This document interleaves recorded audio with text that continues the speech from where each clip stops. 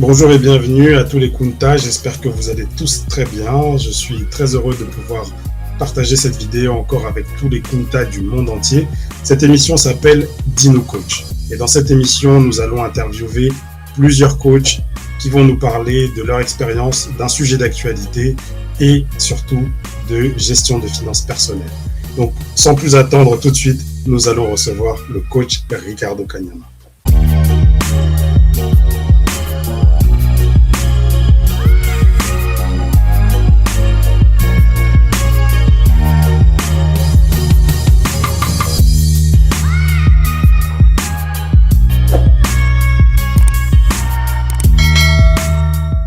Salut coach, comment vas-tu?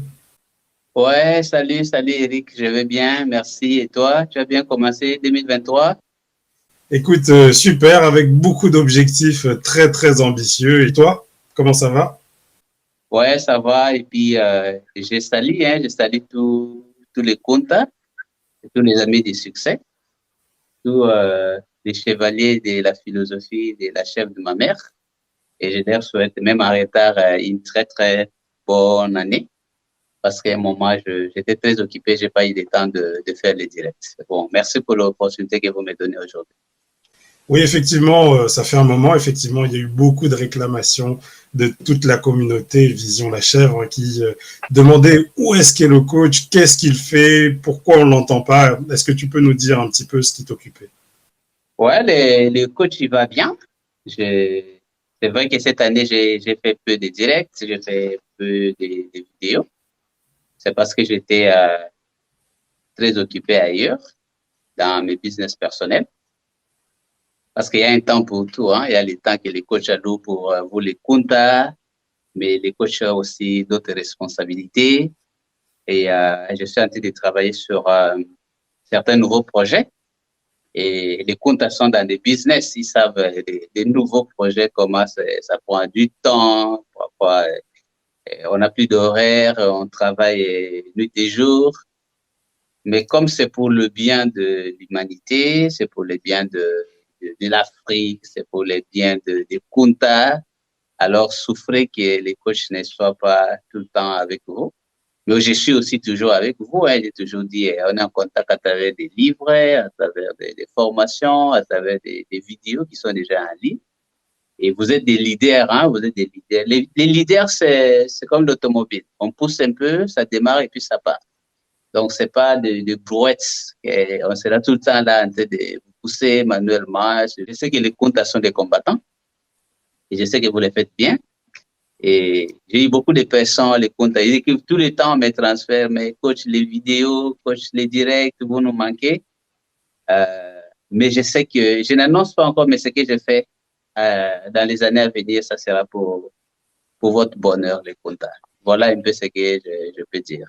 Ok, excellent. Merci coach pour cette actualité. C'est rassurant aussi parce que je crois qu'on a besoin de tes conseils, de tes motivations. Mais effectivement, la nouvelle version de Vision la Chef 2023 aussi, et pour les prochains mois et années à venir, nous allons surtout aussi intégrer de nouveaux coachs qui ont adhéré à la même vision, qui sont proches en tout cas de notre façon de fonctionner. Tous ces coachs cette année interviendront de façon ponctuelle, en direct, en différé, via des formations, etc. Donc maintenant, dans cette émission Dis-nous coach, j'ai deux questions à te poser sur l'actualité. Et cette actualité n'est pas des moindres, puisque actuellement, on traverse une crise mondiale sans précédent.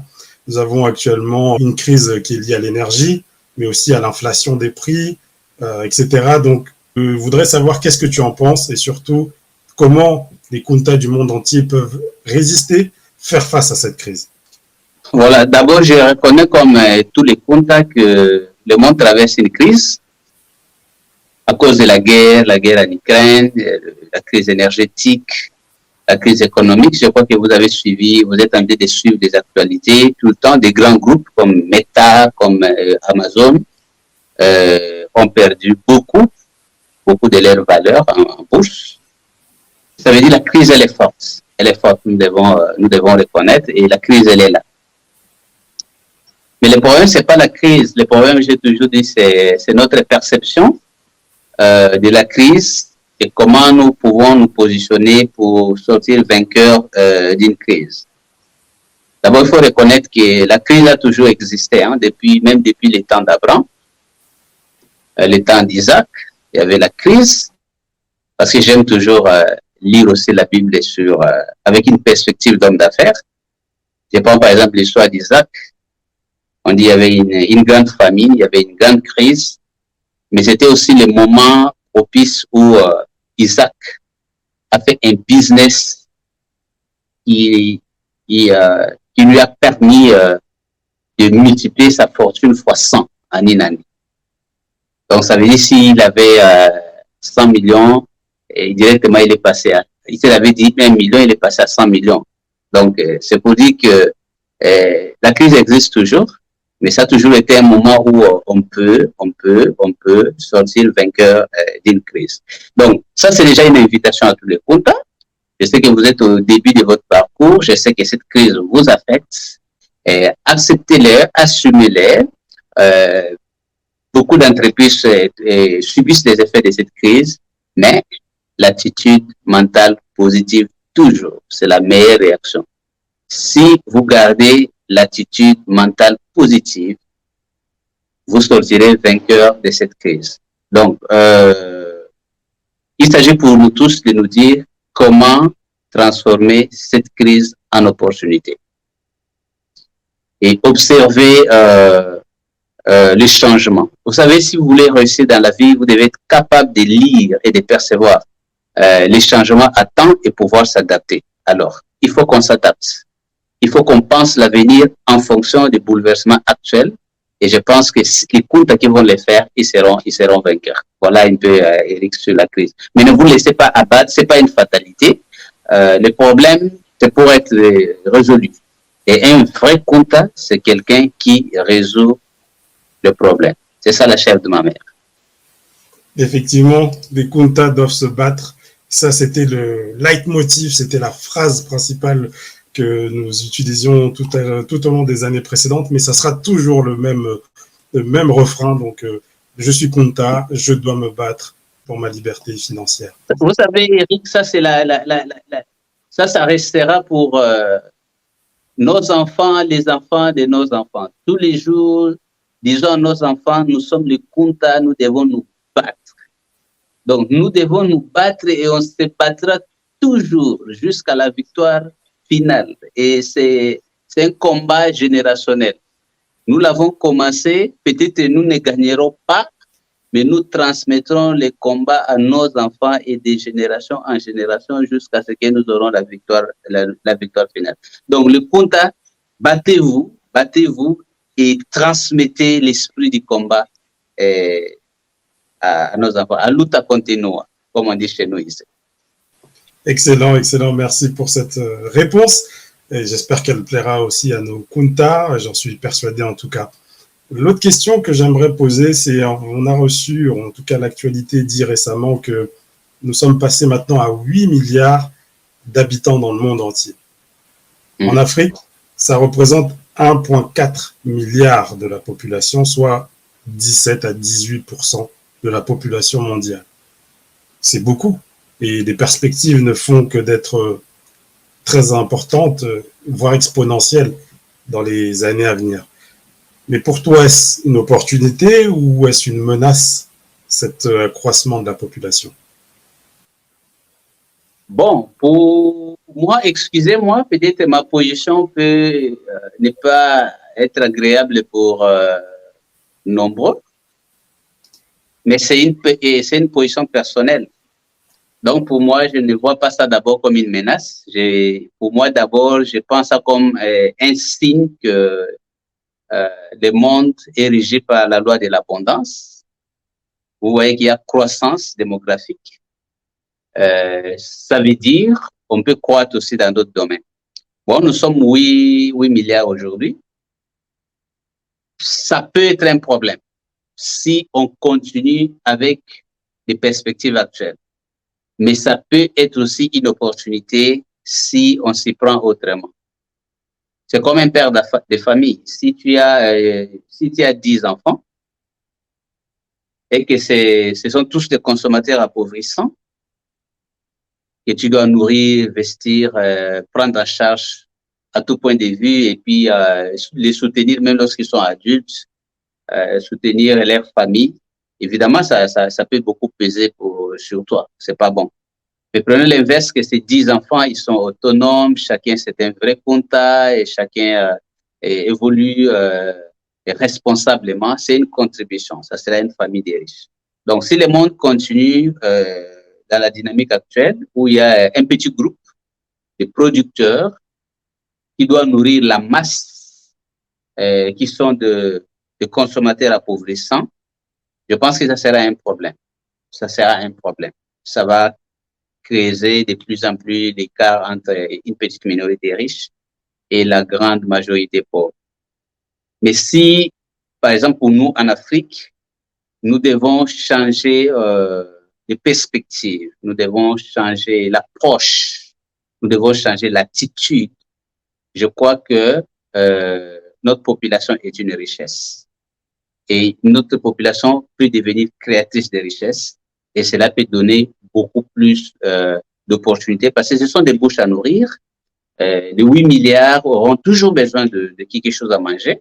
Donc, ça sera l'affaire des agriculteurs de demain. Ils auront besoin de se vêtir, ils auront toujours besoin de se déplacer, ils auront besoin d'utiliser de nouvelles technologies. L'homme est paresseux, il cherchera toujours toutes les facilités, il aura besoin de communiquer. Et ce sont des opportunités. Nous devons d'abord voir ça comme opportunité. Mais l'Afrique ne doit pas avoir ces milliards, les milliards que nous sommes, que ce soit des milliards de retardés, des plaignards, des attentistes, des désespérés ou des défaitistes.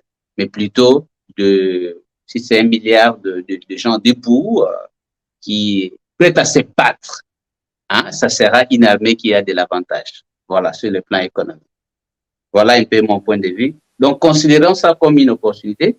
Et d'ailleurs, quand on regarde un peu la démocratie, on parle trop de l'Afrique comme si nous étions d'abord l'Afrique qui est le plus peuplée, mais je crois que c'est faux. Scientifiquement, quand on regarde, je crois que l'Afrique est grande plutôt, mais l'Afrique n'est pas le plus peuplé. Parce que nous sommes toute l'Afrique, comme vous dites, nous sommes c'est 1,4 milliard. Mais regardez l'Asie, quand vous prenez que la Chine, hein, 1,5 milliard. Ouais, voyez-vous? Voilà. Donc, ne suivons pas seulement les afro-pessimistes. Commençons à penser aussi par nous-mêmes. Voilà. Bien que nous devons être responsables, c'est aussi une invitation qu'on donne. Ce n'est plus les siècles où nous devons faire les enfants sans penser parce que c'est une responsabilité. On est déjà nombreux. Voilà ce que je peux dire pour les contacts. Bon, en tout cas, merci beaucoup. Le message est passé. Merci pour ce moment, ces quelques questions, ces quelques minutes de ton temps précieux. Voilà, donc nous sommes à la fin de cette émission. Nous aurons l'occasion d'avoir le coach Ricardo pour des lives plus longs, évidemment, avec des questions-réponses. Donc, il suffira juste de s'inscrire. Vous aurez le lien dans la description de cette vidéo. Il vous suffira de vous inscrire pour être averti de la prochaine conférence en direct dans laquelle vous pourrez intervenir. Un petit dernier mot, coach, pour la communauté Vision la Chèvre. Voilà, d'abord, je remercie les autres coachs qui se sont joints à notre combat, qui seront là à votre disposition, les contacts. Parce que quoi que l'on fasse, malgré toute ma bonne volonté, vous ne saurez vraiment pas avoir des coachs tout le temps. Parce que je serai de plus en plus occupé. Mais grâce aux autres coachs qui se sont joints à ces programmes, et grâce à la nouvelle plateforme qui est en train d'être construite, qui sera vraiment réservée uniquement aux contacts, à ceux qui veulent se battre, à ceux qui veulent faire quelque chose. Donc, je crois que vous allez profiter beaucoup. Je vous invite donc à vous enregistrer parce que ça sera exclusivement pour les contacts. Et je remercie les autres coachs. Je sais que vous allez les découvrir, vous allez aimer, vous allez apprendre, vous allez trouver la motivation, vous allez trouver des astuces, vous allez trouver quelque chose qui va vous aider à améliorer votre vie et à vous approcher de vos objectifs de vie dans le combat des contacts. Et je vous encourage en 2023 à prendre le temps à bien faire les choses, bien faire les choses, ça demande de la réflexion. Réfléchissez, hein, réfléchissez et devenez riche. Prenez plus de temps à la réflexion, prenez plus de temps à la méditation, mais surtout, persévérer. C'est la persévérance. C'est la persévérance. Je dis ça tout le temps aux gens autour de moi. Je dis, bon, réussir dans la vie, c'est parfois c'est échouer 99 fois. Et réussir une fois, et c'est une fois, ça sera vraiment la différence. Donc, si tu tombes, relève-toi. Et l'important, c'est d'avancer. Parce que chaque contact doit avancer. Et on sera là, on aura des lives, et on aura des bonnes nouvelles, et vous aurez le temps de poser des questions, et on aura le temps de se soutenir. Avec la grâce de Dieu, je crois que nous continuerons à faire quelque chose pour transformer notre Afrique et notre monde. Voilà un peu le message que j'ai pour vous. Que ce soit vraiment une année de bénédiction, une année de progrès. N'oubliez pas la lecture. Un leader a sa nourriture. Vous savez, les chiens ont sa nourriture, les porcs ont leur nourriture, les petits peuples aussi ont sa nourriture, mais les leaders comptent à sa nourriture mentale. Donc, n'oubliez pas la lecture, n'oubliez pas l'autosuggestion positive, n'oubliez pas les affirmations, n'oubliez pas d'aller chercher la motivation et surtout n'oubliez pas l'insuline, hein? Donc l'automotivation. Voilà donc des choses que je vous rappelle pour aujourd'hui. Et je vous souhaite bonne chance dans les combats des contacts. Merci Eric. Et faites aussi un peu de sport, comme les coachs, il n'y a pas que le travail, hein, et faites un peu de bicyclette pour rester en forme. Voilà. D'ailleurs, on te voit en tenue de sport et je pense que justement, c'est très important pour la santé mentale aussi d'avoir une condition physique adaptée. Merci coach pour ce temps, merci beaucoup et merci à tous ceux qui nous ont suivis évidemment. Merci bien. Voilà, l'émission est terminée. En tout cas, je vous remercie pour le temps que vous avez pris à nous écouter. Sachez que nous allons nous retrouver prochainement avec un nouveau coach qui va venir et qui va intervenir et répondre à des questions d'actualité, mais aussi à des directs pour pouvoir découvrir son parcours. Et en attendant, portez-vous bien et surtout, n'oubliez pas, je suis Kunta, je dois me battre pour ma liberté financière. Ciao.